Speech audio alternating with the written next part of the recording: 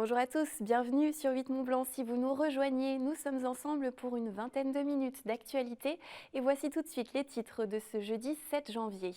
Elles vont devoir encore attendre. Les stations désespéraient de voir le gouvernement se prononcer sur la réouverture des remontées mécaniques. Jean-Baptiste Lemoyne, le secrétaire d'État chargé du tourisme, a fait savoir hier soir que la décision est repoussée au 13 janvier.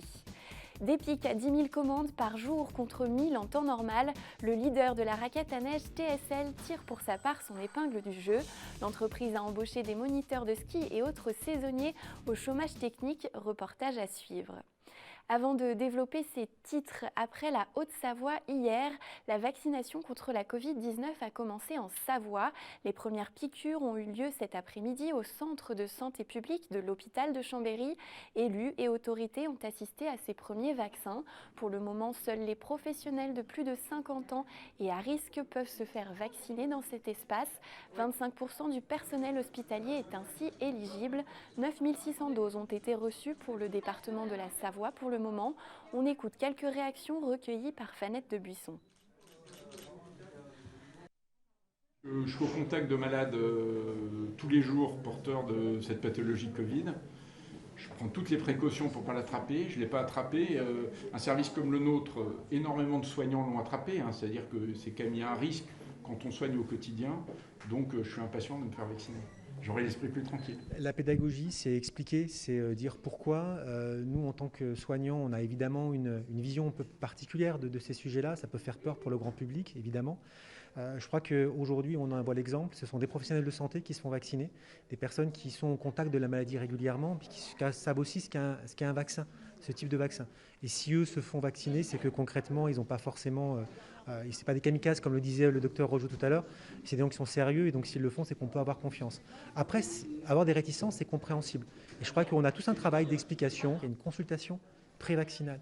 Et au moment de cette consultation, on peut poser toutes les questions qu'on a, peut-être exprimer les inquiétudes que l'on peut avoir, et les médecins, ils sont là pour y répondre. On va déployer à partir du début de la semaine prochaine des centres de vaccination dans les vallées, que ce soit en Tarentaise, que ce soit également en Maurienne.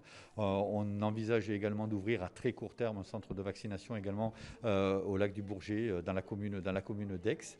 Donc très rapidement, nous pensons disposer de 6 centres de vaccination qui nous permettront de prendre le premier public cible, c'est-à-dire les personnels de santé de plus de 50 ans, les personnels de santé ayant des comorbidités qui nécessitent une vaccination, sachant que tous doivent être volontaires, mais c'est également élargi aux sapeurs-pompiers de plus de 50 ans, aux aides soignantes, aux aides à domicile qui sont au contact des personnes âgées dépendantes. Pour le grand public, la deuxième étape de la vaccination au niveau national est pour l'instant prévue fin mars, début avril.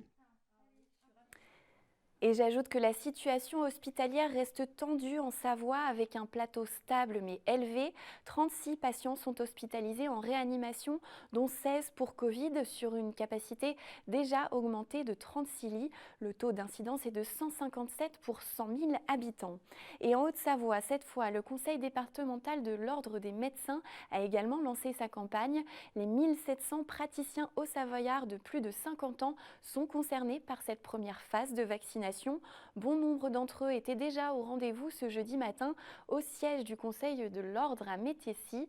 Pour ces médecins, l'objectif est double, montrer l'exemple et accompagner leurs patients en restant eux-mêmes en bonne santé. Je vous propose d'écouter quelques témoignages au micro de Sébastien Germain. On s'est dit il faut qu'on enlève toutes ces rumeurs, tous ces trucs qui traînent pour le vaccin. Et les meilleurs porte-parole de la vaccination sont les médecins eux-mêmes. Et on le voit bien dans nos consultations où il n'y a pas un malade qui ne me demande pas qu'est-ce que je pense de la vaccination, si je vais me faire vacciner. Partant de là, on s'est dit il faut qu'on donne l'exemple. Si on vaccine les médecins, ça leur permettra de ne pas être malades et de pouvoir être au chevet de leurs malades qui ont du Covid, de la Covid, mais également d'autres maladies. Donc on ne peut pas se permettre d'être malade, pas plus qu'on peut se permettre d'avoir la grippe en période épidémique, on ne peut pas se permettre d'avoir la Covid en période épidémique. D'où l'intérêt de vacciner les médecins. On a reconvoqué déjà dans 3 semaines pour la deuxième dose, puisque vous savez que c'est en 2 doses. Derrière, On pense qu'on va ouvrir le week-end parce que c'est plus facile pour les médecins libéraux de venir se faire vacciner le week-end et puis ça évite qu'ils désertent leur cabinet en semaine où les malades ont besoin d'eux. Ça montre une solidarité entre tous les médecins. Et puis, ils ont réussi à organiser ça, c'est formidable parce que moi, j'étais impatiente. Je voyais qu'à la télé, ils nous disaient que les médecins étaient vaccinés. Je ne voyais rien faire. Et voilà, c'était une bouffée d'oxygène quand j'ai vu qu'ils organisaient ça. Et c'est très, très bien organisé. C'est impeccable. Pas de décision avant le 13 janvier. C'est ce qu'a annoncé le gouvernement concernant les remontées mécaniques en station. Les professionnels attendaient pourtant ce 7 janvier comme une date potentielle de réouverture des domaines. Mais au pied des pistes, beaucoup craignaient déjà ce nouveau report. Emmanuel Jaude s'est rendu au Ménuire reportage. Sur le front de neige des Ménuires, il n'y a pas foule. En ce 7 janvier, date à laquelle il était initialement prévu de pouvoir réouvrir les remontées mécaniques, tout le monde semble résigné. Mais faute d'informations, on se tient prêt, sait-on jamais. Effectivement, on a entendu aussi parler du 13. On va attendre les propos du Premier ministre pour essayer de se réorganiser.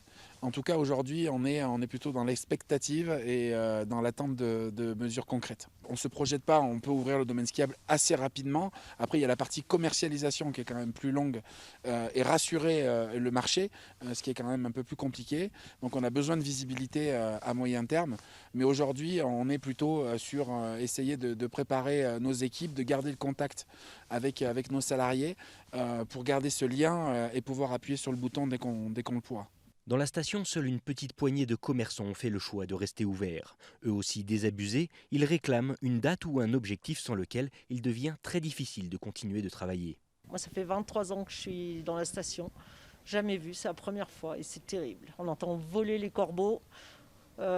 C'est quelque chose d'inédit et de difficilement supportable. On essaye de vivre au jour le jour, de faire comme si. Et on attend maintenant le 13 ou le 20 pour voir si on a un espoir au moins d'ouvrir pour février. Voilà, en attendant, on vivote. On essaye de satisfaire le peu de clients qui sont dans la station et qui nous remercient d'être ouverts. Du côté des écoles de ski, on préfère mettre ce temps à profit. Si à l'heure actuelle, seuls 6% du personnel saisonnier a de quoi s'occuper, ce répit est d'ores et déjà consacré à la formation des moniteurs stagiaires, étape obligatoire du cursus en parallèle du jardin d'enfants qui accueille déjà quelques bambins. On a peu de surprises maintenant, c'est-à-dire qu'on s'est habitué à avoir des informations qui sont pas assez précises pour qu'on puisse se projeter suffisamment dans l'avenir. Du coup, on va se recentrer pour les semaines qui arrivent, sans oublier la clientèle station, sur ces formations pour nos stagiaires et puis les former à milieu montagnard, en technique, etc. Donc ça reste une opportunité quand même de ce côté-là. Après, en parallèle, on reste ouvert puisqu'on propose des activités qui sont adaptées aux conditions actuelles avec des animations de nature, encadrement nature en raquettes. En station, on prend donc son mal en patience en attendant les prochaines annonces du gouvernement. Une situation particulièrement désagréable pour les nombreux acteurs économiques qui préfèrent dans l'ensemble rester positifs face à cette saison et son contexte si particulier. Et on reste en Savoie où la station de Valseny a connu un peu d'animation avec l'accueil de la Coupe d'Europe Hommes de slalom. Au terme de ce deuxième et dernier jour de compétition, Théo Le Titre, favori et leader de cette Coupe d'Europe, était idéalement placé pour la seconde manche, mais l'Azuréen est parti à la faute. Les autres Français, Baptiste Alliot-Lugaz est 17e et Steven Amier 19e. Les Britanniques Billy Major et Taylor Lawrie se sont illustrés en montant aux 2 premières places du podium. La compétition était organisée évidemment à huis clos. Elle a permis à la station de remettre en route quelques remontées. Mais pour son directeur Yves Dimier, le nouveau report de la date d'ouverture des domaines reste incompréhensible. On l'écoute tout de suite.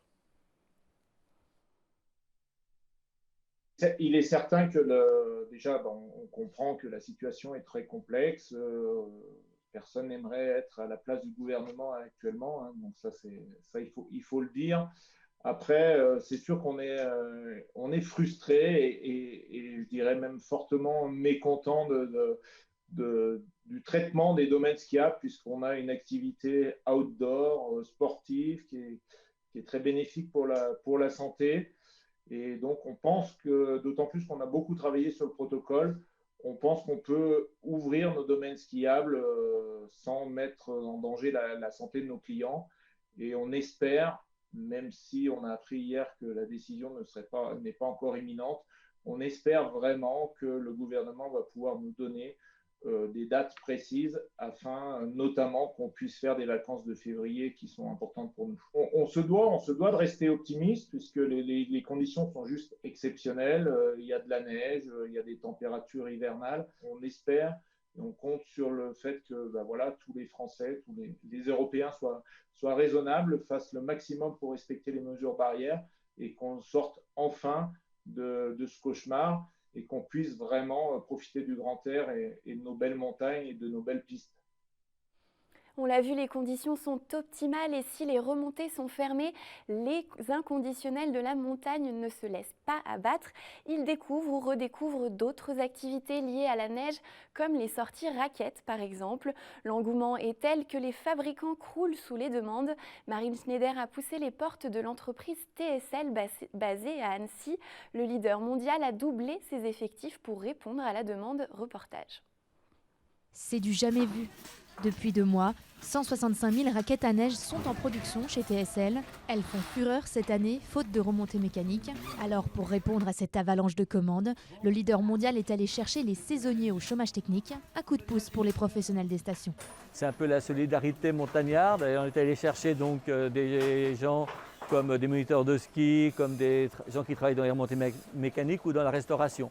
Et donc tous les gens qui sont venus sur cette période, quasiment, sont des gens qui étaient en attente de pouvoir redémarrer. On s'est rendu service mutuellement, il a rendu service à un bon nombre de moniteurs et nous on est très contents de lui filer la main pour aller rattraper ce petit retard de stock. TSL a dû revoir son organisation, passer en 3-8 avec 3 équipes dédiées à la production 24 heures sur 24. En temps normal, l'entreprise annécienne fonctionne avec 20 salariés en période creuse. Elle en a embauché une 60aine en CDD cet hiver, une première pour l'entreprise. On était obligé d'embaucher, on n'a jamais travaillé en 3-8, ce qu'on appelle en 3-8, c'est-à-dire les gens le matin, les autres l'après-midi et les autres la nuit. Donc on était obligé de faire des équipes en 3-8 de manière à pouvoir répondre à la demande. Partiellement, j'avoue, parce qu'aujourd'hui, on a encore 30 000 paires de raquettes en retard. Face au manque de pièces, l'entreprise doit ralentir la cadence malgré elle. 2500 raquettes journalières, elle est passée à près de 3000 paires de raquettes par jour. Encore quelques efforts pour tout boucler. Et nous restons dans l'univers de la montagne, de la neige et de l'hiver avec notre invitée du soir. Annabelle Lascarcam est en liaison avec nous. Bonsoir. Bonsoir. Merci d'être avec nous. Vous êtes la présidente de la Grande Odyssée Savoie-Mont-Blanc, une Grande Odyssée un peu particulière cette année puisqu'elle va se tenir à huis clos, mais vous avez tout prévu pour qu'on puisse suivre les courses. Alors justement, est-ce qu'il a été difficile de mettre en place les moyens techniques, technologiques pour faire suivre cette course ? Écoutez, on est ravis en tout cas de pouvoir faire vivre cette 17e édition de la Grande Odyssée Savoie-Mont-Blanc. C'était pas gagné, on est ravis de pouvoir le faire et je remercie vraiment l'ensemble des parties prenantes qui finalement rendent ça possible. Et notamment, j'entendais tout à l'heure les domaines skiables prendre la parole. Ils en font partie, ils sont là pour sécuriser, pour baliser la piste et rendre le passage des athlètes possible. Donc une édition à huis clos avec un contexte sanitaire inédit. Et en effet, on a renforcé cette année tout le dispositif digital et les rendez-vous médias quotidiens sur les différentes chaînes nationales mais également régionales qui nous a demandé en effet des moyens supplémentaires comparés aux années précédentes. Et on espère en tout cas que le public, malgré le fait qu'il ne puisse pas se rendre sur l'événement, pourront nous suivre à travers leurs écrans. Quelle a été, vous évoquez les stations, les domaines, justement, quelle a été leur réaction quand ils ont appris que l'événement était maintenu et que vous alliez animer justement un petit peu leur station dans ce contexte particulier ? Je pense qu'aujourd'hui, tout le monde se raccroche à ce qu'il y a de positif. C'est vrai qu'il y a beaucoup de choses qui sont annulées et très peu de choses qui sont maintenues. Donc voilà, toutes les différentes parties prenantes, les domaines skiables, les remontées mécaniques, les offices de tourisme, les élus locaux, les mairies, les collectivités, les préfectures également, ont vraiment prêté main forte à cette organisation de cette 17e édition. Et donc je pense que là, on ressent aussi un peu la solidarité des montagnards aussi, de vouloir faire vivre aussi quelque chose dans les montagnes. Parce que c'est vrai que la Grande Odyssée Savoie-Mont-Blanc, c'est aussi une belle vitrine finalement pour ces territoires que nous traversons depuis maintenant 17 ans. On a pour rôle, en tout cas pour cette édition un peu particulière, de mettre encore plus que d'habitude les territoires en lumière. Les coureurs qui participent à cet événement représentent différentes nations. Est-ce que dans ce contexte, il a été plus difficile de les faire venir ou pas ? Alors, on a eu un engouement au mois de septembre à l'ouverture des inscriptions qui a été assez importante. On a eu beaucoup de mushers sur liste d'attente. Et c'est vrai qu'au fur et à mesure du temps, on a eu des désistements, on a été repioché des mushers sur la liste d'attente. Et donc là, à quelques jours, en tout cas de la Grande Odyssée, on a atteint nos chiffres. On ne peut pas accueillir plus de 25 mushers sur la course principale et 10 mushers par trophée, qui sont les courses parallèles qui viennent se rajouter. Donc on est à 65 attelages, ce qui est le maximum. Mais en effet, on a plus de Français que d'habitude cette année. On a quelques étrangers qui viennent des pays limitrophes, notamment la Suisse, l'Italie, l'Espagne et également l'Allemagne. Mais en effet, on a un petit peu moins de mushers étrangers qui sont représentés cette année. Il y a aussi une nouveauté. Pour la première fois cette année, la Grande Odyssée Savoie-Mont-Blanc reçoit une manche de la Coupe du Monde de chiens de traîneau IFSS. Je vais y arriver. Qu'est-ce que cela représente pour vous ?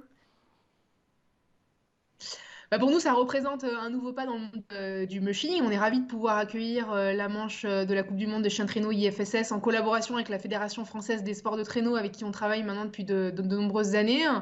Voilà, ça pose également la Grande Odyssée sur une plateforme, enfin sur un niveau international, même si bien évidemment on était déjà une course internationale. Mais en tout cas, là, ça pose un peu plus le décor au niveau fédéral. Qu'est-ce que vous souhaitez pour cette édition ? Quel esprit vous avez envie d'inculquer à cette édition 2021 ? Alors, on a surtout très envie que tout se déroule bien jusqu'au bout. La Grande Odyssée Savoie-Mont-Blanc, c'est une course qui dure 12 jours.